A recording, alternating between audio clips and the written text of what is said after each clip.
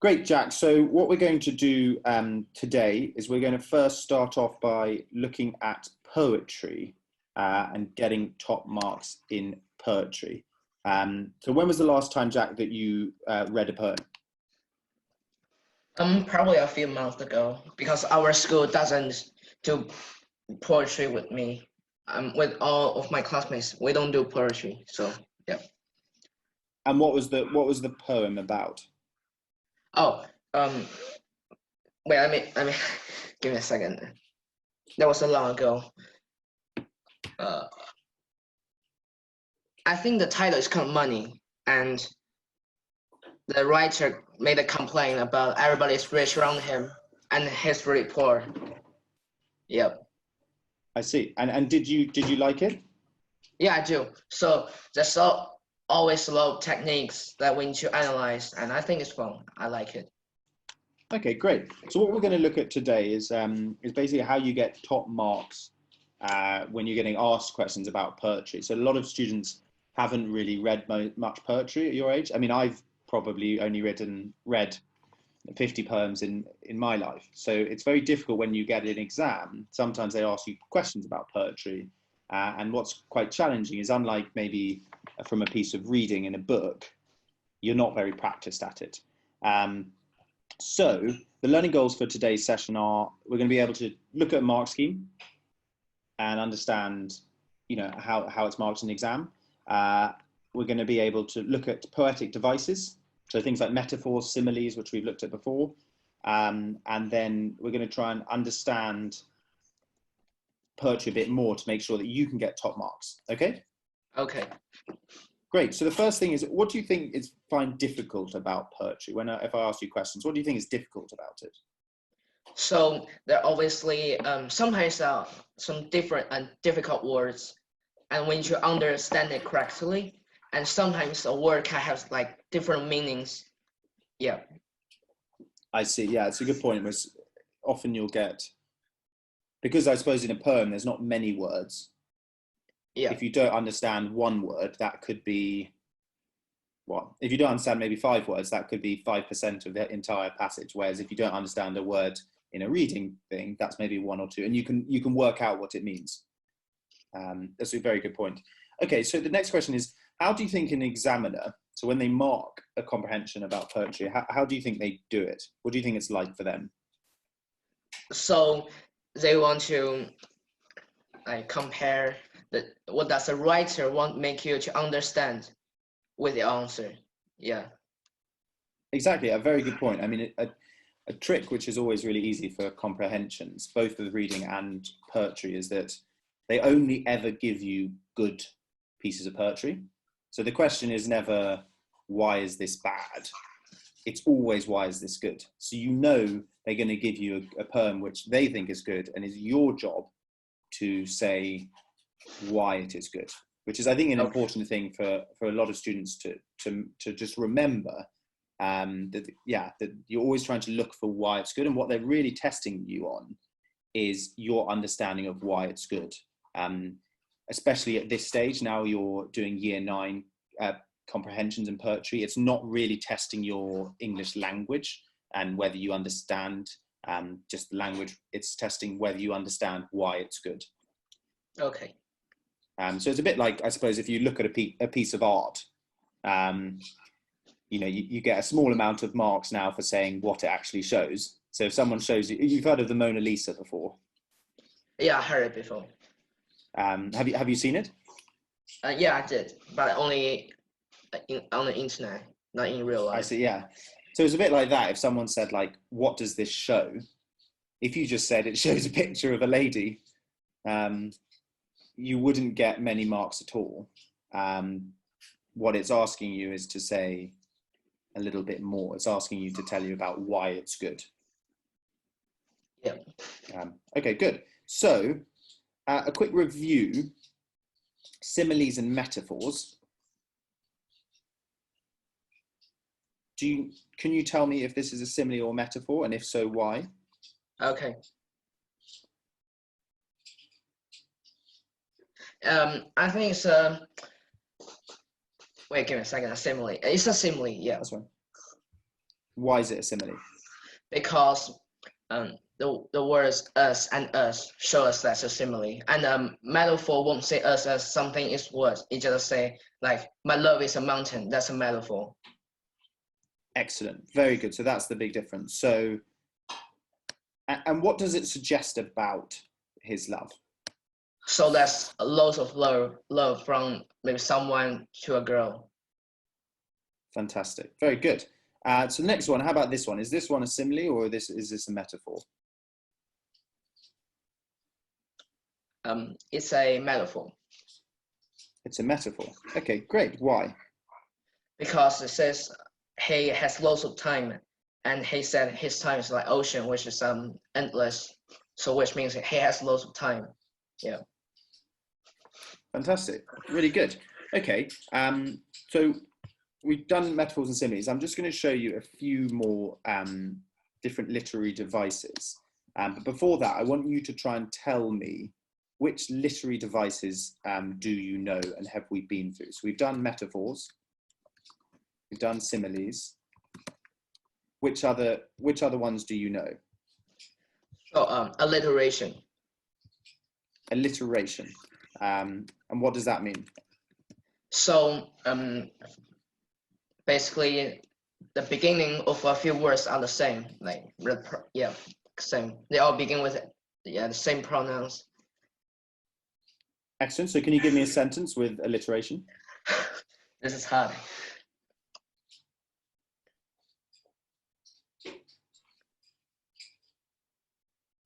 Like Anna got an apple from a farm. Does that count? It's normally with alliteration, it has to be at least 3. Maybe Yeah. Imagine you're like a politician. Imagine you're Donald Trump, Yeah. and you're saying a speech, and you're talking about how amazing the economy's doing. Think of like that. How would he say that? Think of 3 words he'd use in a row, all start with the same letter. Amazing. Yeah. And economy. I don't know. That's okay. So think about like he'd say maybe like if he was talking about he runs hotels, he might say, "This is my big, beautiful, I don't know, big, beautiful Bahama hotel," something like that. Yeah. But yeah, so it's using the 3 words. So let's try and think. Maybe if he's talking about something which is really bad, think of 3 words he might say, because he uses alliteration a lot. He uses the same word. So say something's really bad. So maybe a really bad hotel or the economy. Give me an example of he might say. Like stinky.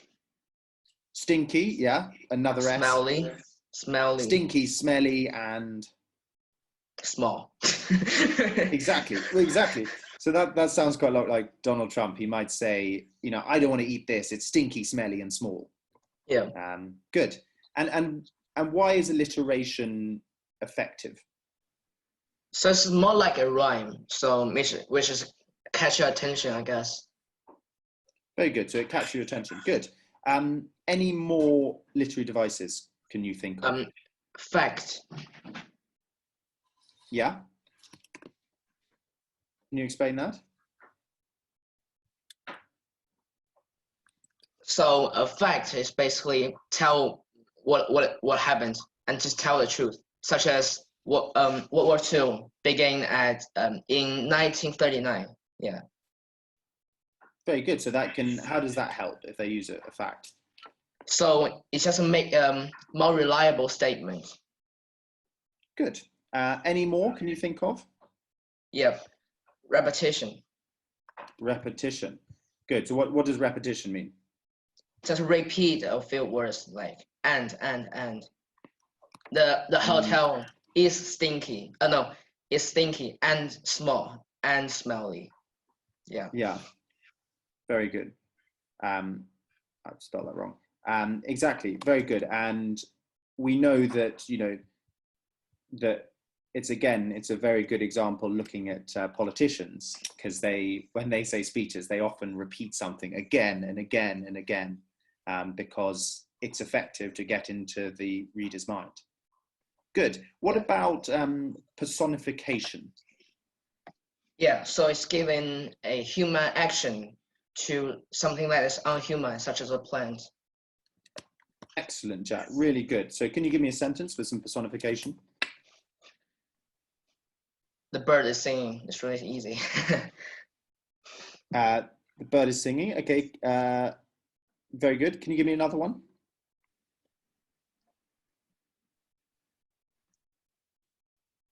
Can you give me a second? I'm thinking a good one. Yeah, of course. Take your time.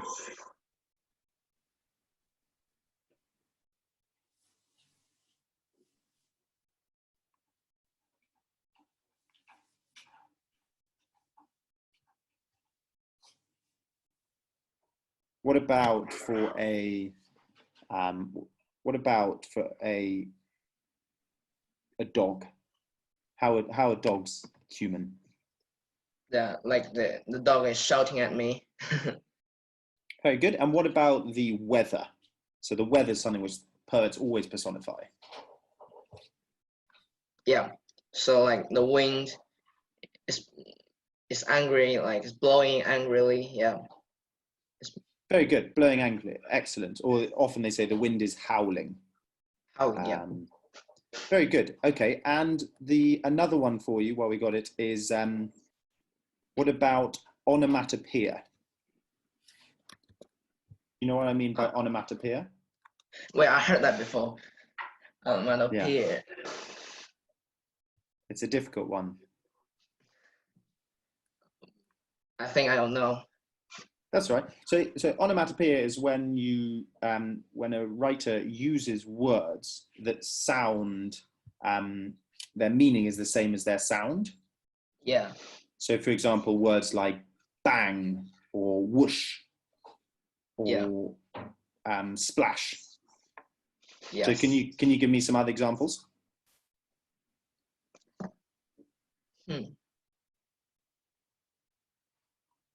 Like bang. But yeah, bang. So, and then why is it useful when a writer uses onomatopoeia? How does it improve the writing?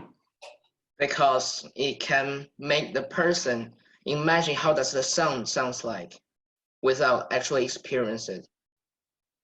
Excellent. Really good, Jack. Yeah, that's really good. So completely. It makes the poem come alive in your. Sometimes describing a sound is not nearly as effective as just using, say, onomatopoeia, and then you've got the exact sound. Because it sounds like bang and plop.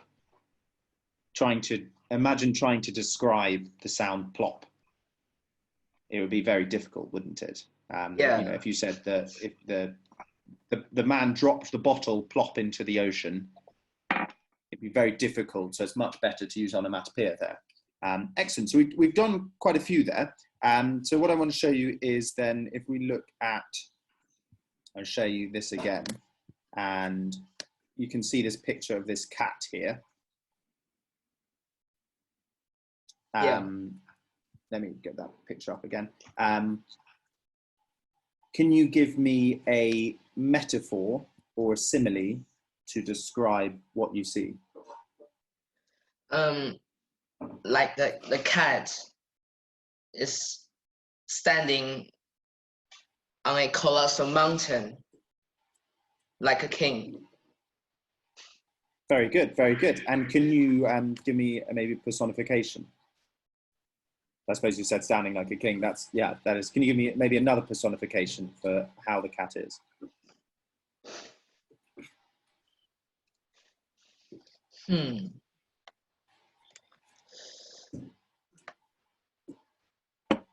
I don't know. Oh, I think personification. How's the cat looking? Like he's watching, staring. Yeah, exactly.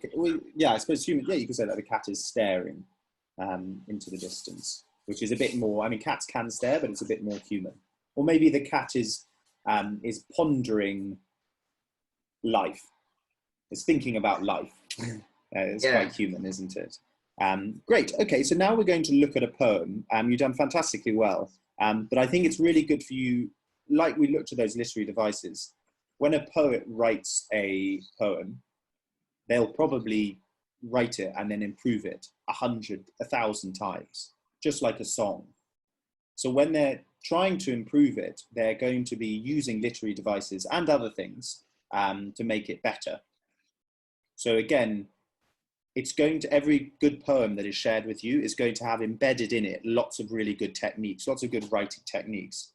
And it's your job in the exam to be able to very quickly be able to locate them, show that you've seen them, locate them, but also very importantly, explain why they're effective.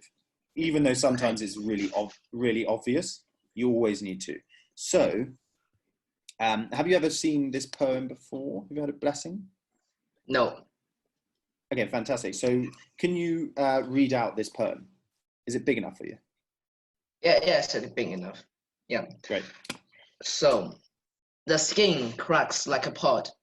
There's never enough water. Imagine the drip of it, the small splash echo in a tin mug, the voice of a kindly God. Sometimes a sudden rush of fortune. The municipal pipe bursts. Yeah, I'm sorry. Silver crashes to the ground, and the flow has found in a row of towns. From the huts, a congregation, every man, woman, child, floor streets around butts in with pots, brass, copper, aluminium, plastic, buckets, frantic hands, and naked children screaming in the liquid sun. They are highlights of polished to perfection. Flashing light as a blessing sings over their small bones. Excellent. So, what is the poem about? So I think just like in a really hot place, which hasn't have rain for a long time, and suddenly has water, and people just went on the streets and get water, collect water. I think, yeah. Fantastic. And do you think it's a good poem? Yeah, of course. Yes, it's a good poem. So it has looking at it before we do, can you tell me? Can you see any literary devices there? Can you tell me? Yeah, I noticed in a very beginning, in the first sentence, the skin cracks like a pot, and it's obviously simile. It compares the human skin, to a pot. Excellent. And why do you think that's effective? Oh, that's really effective because just say our skin is like cracks, but you can imagine how does it crack? Is the cracks big or not? But the pot can reflect the crack of the skin, like how bad it is. Fantastic. Very good. What else can you see in there? So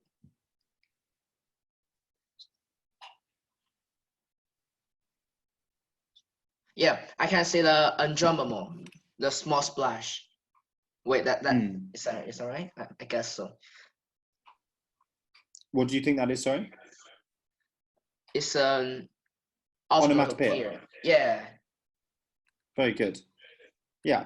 Splash. Again, splash. Is a onomatopoeia. Yeah. I think it's really good. He says, imagine the drip of it. It's like they're thinking. It's like the people. What were people thinking? Like they imagine a drip of water. They desperately want water. Fantastic. And very good. The voice of a kindly God. I think it's a metaphor. I think because the God is not actually there. So they compare the sound of water with a God. Yeah. Very good. And what sort of before we look at the questions, what sort of imagery is she? I think it was written by she. Is she creating, and why is that useful to? What's the message of the poem, and why does the imagery help us as a reader get that message?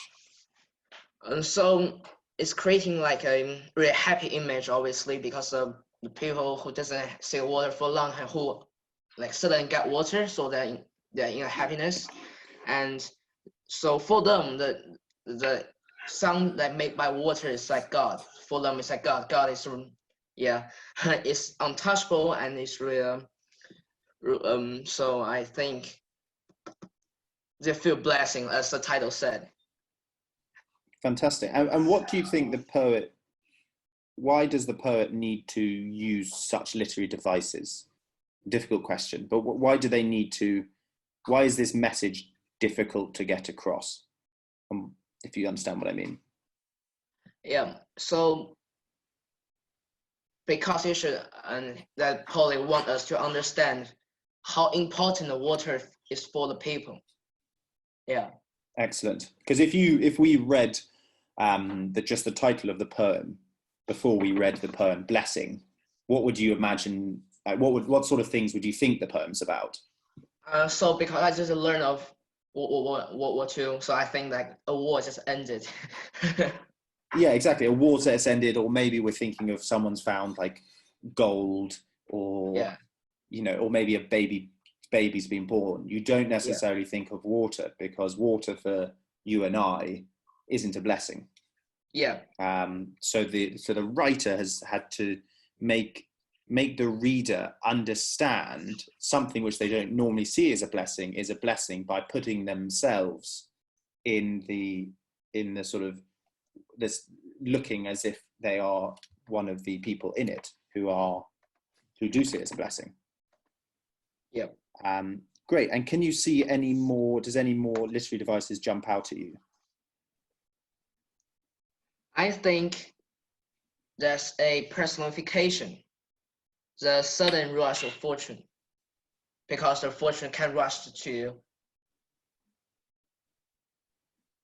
I see what I mean. Yeah, they sort of made it into, very good. And I mean, a sort of, Fantastic. And before we just look at the questions, one thing which people never like to talk about, but is very important, is I suppose the structure and the rhythm of the poem. What can you tell me about the structure and the rhythm?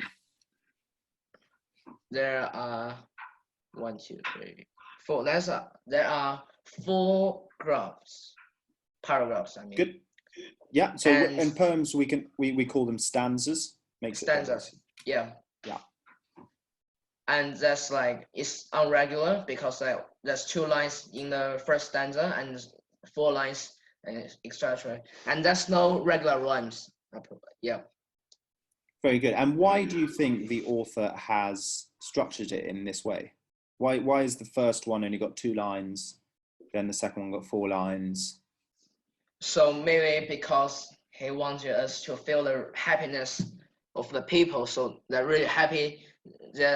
They're not really thinking, and it just come out. It comes, and the word they want to say, it comes out eventually. It's like the words is irregular. Yeah. And exactly, good. And when you read a poem and you have a paragraph, what are you meant to do? I understand it. Yeah, no, but if there's a paragraph, when I'm reading it, what am I meant to do? To underline the words that might be important to you. No, but I mean, so when you're reading a paragraph, you're meant to pause. That's sort of why they give you a paragraph. So it should be, the skin cracks like a pod, there is never enough water.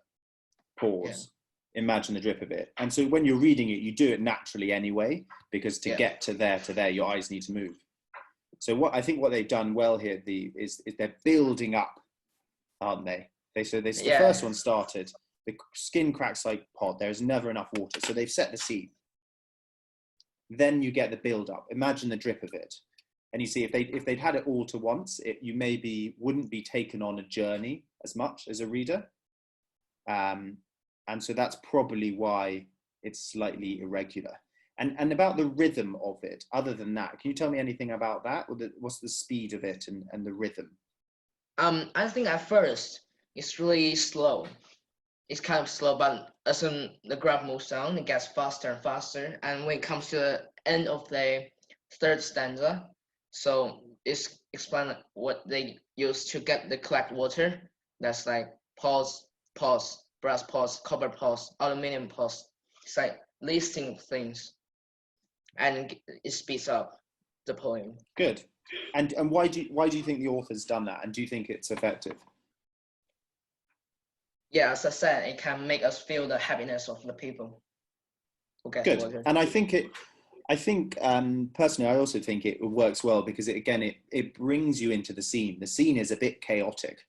You know, there's people running around with brass pots and there's lots of noise. So by making the rhythm of the poem copy the situation, again, us as the reader, I feel more, I can sort of picture the scenario myself in my mind more, because it starts off, the skin cracks like a pod, there is never enough water. That's quite slow. But by 12, a congregation of every man and child butts in with pots, brass, copper, aluminium. As you're reading it, it's sort of coming alive. Yeah.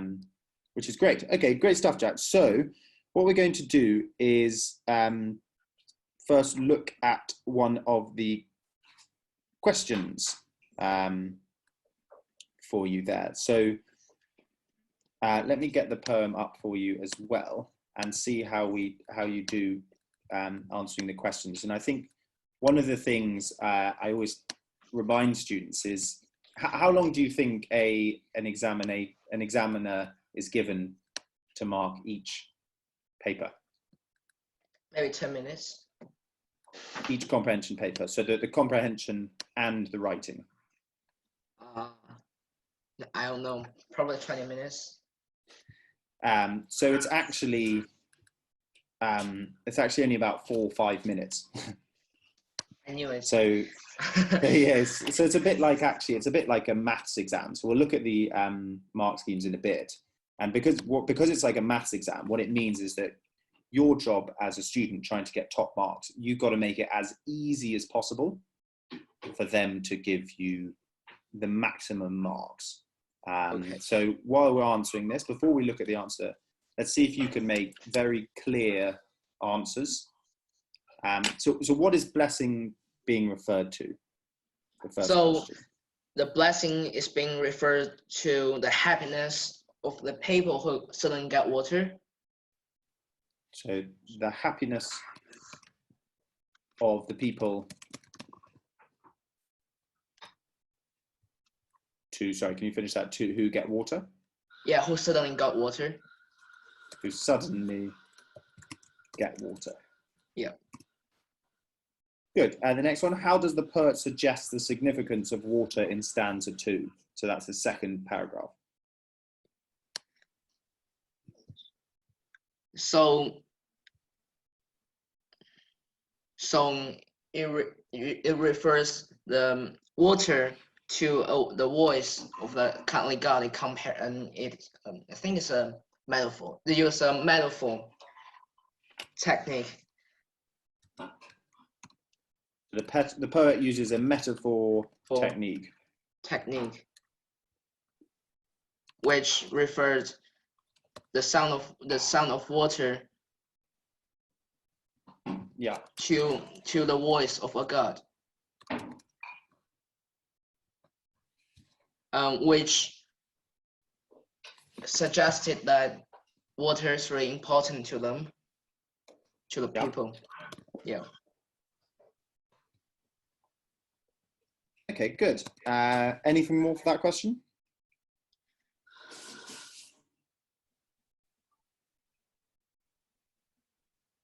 Yeah, I'm quite sure. No. Okay, and then the next one, how does the pace of the poem, so what we looked at when talking in stanza 3, convey the excitement? And it tells you to obviously give examples. So, a second. So how does the pace of the poem in stanza 3? So stanza 3 is the that one is this one here. Yeah.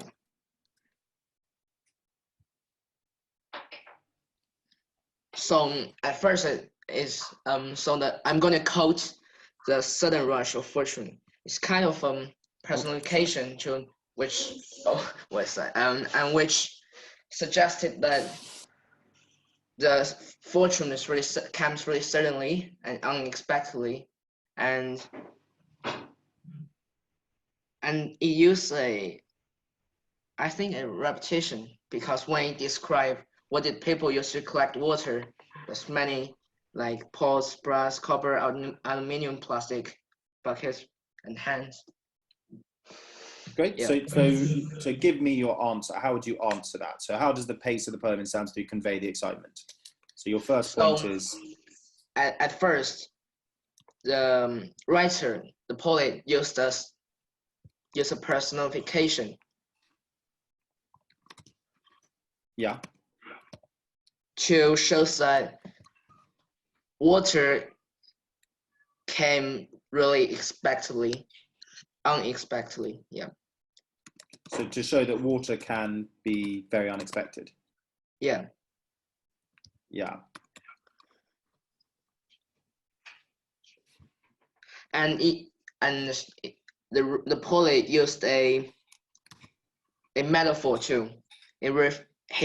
She referred water to silver. The poet used a metaphor to compare water to silver. Which makes the volume of water stands out.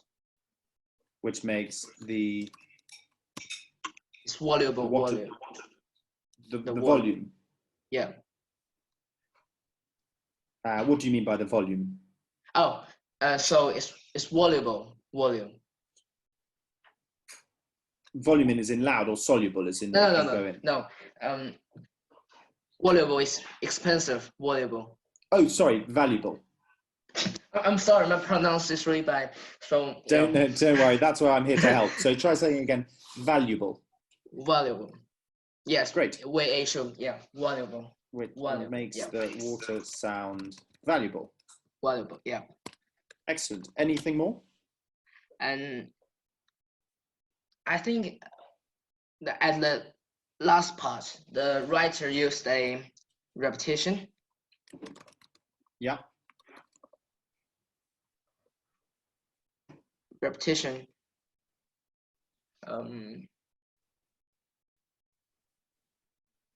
Which suggested that people came out, went to the street with different equipments to collect water. Okay, good. So, how many marks do you think you'd get?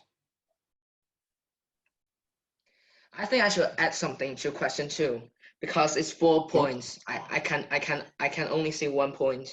That's all right. Okay, so let me share again. So what point would you add?